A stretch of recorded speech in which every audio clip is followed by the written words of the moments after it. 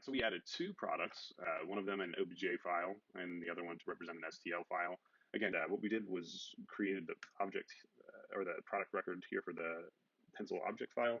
And then under display URL, it's actually the default mapping that we have set up. We put in /obj /renderdrawpencil.obj.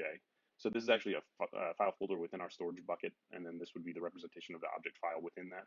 Just the default example, we're working off the product record, and then we're looking at the display URL field for that additional URL parameter. So really all we're trying to do is concatenate where we are going to server-wise to connect and fetch your files, and then what file specifically we want to grab.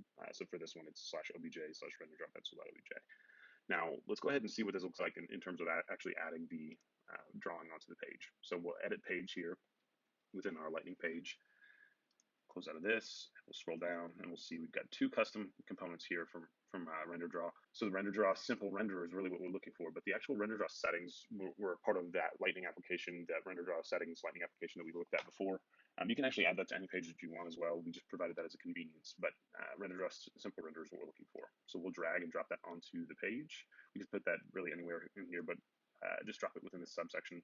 This is actually going to already look at the schema that we've set up for the underlying object here on product. And based off of parsing that, it actually fetched as part of this preview the rendering that we're going to be showing as part of this RenderDraw pencil object file. So we can save this, remember to activate it, so we'll activate that.